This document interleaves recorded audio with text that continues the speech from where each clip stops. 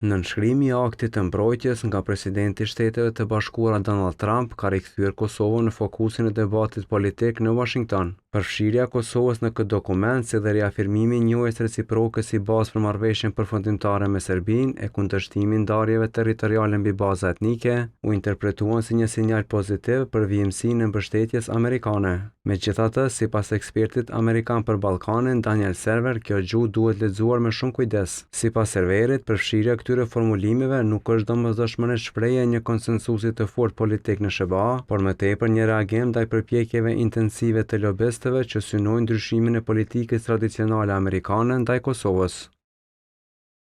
Ndërsa më pëlqen gjuha që Kongresi ka miratuar, do të ishte gabim të interpretoj ajo si një shenjë pa më dyshje pozitive. Arsyeja pse kjo gjuhë është përfshirë është se lobistët po punojnë intensivisht për të përmbysur politikën tradicionale të SBA-s, e cila favorizon sovranitetin dhe integritetin territorial të Kosovës, si dhe njohjen e ndërsjellë me Serbinë. Kjo është një përpjekje për t'i bllokuar lobistët dhe do të funksionojë deri në një pikë, por presidenti ka autoritet pothuajse 100% në politikën e jashtme dhe Trump i konsideron të bezdishme kufizimet e tilla. Nuk mund t'ju premtoj se ai do të respektojë gjuhën e parashikuar në ligj.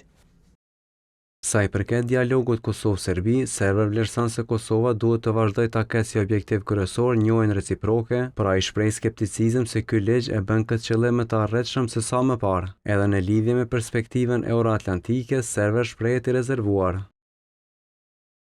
Kosova duhet gjithmonë të synojë njohjen e ndërsjellë, por nuk kam asnjë arsye të besoj se kjo është më e mundshme sot sesa para se të nënshkruajë ligji. Po ashtu nuk kam asnjë arsye të besoj se administrata do të mbështesë anëtarësimin e Kosovës në BE apo në NATO. Strategjia e sigurisë kombëtare e presidentit është armiqësore ndaj BE-s. Ai nuk ka qenë përkrahas i zgjerimit të NATO-s. Pika kryesore këtu është bllokimi ose ngadalësimi i ndryshimeve në politikën amerikane, që mund të jenë të dëmshme për Kosovën. Ka njerëz që po shtyjnë për këto ndryshime. Bllokimi i tyre kërkon vigjilencë të vazhdueshme.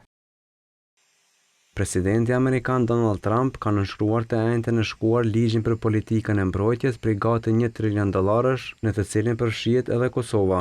Një seksion i veçantë u kushtohet marrëdhënieve ndërmjet Kosovës dhe Serbisë, ku palët inkurajohen për zbatimin e marrëveshjes së Brukselit të arritur më 27 shkort 2023, tek përjashtohet ideja e ndryshimit të kufive në Ballkan.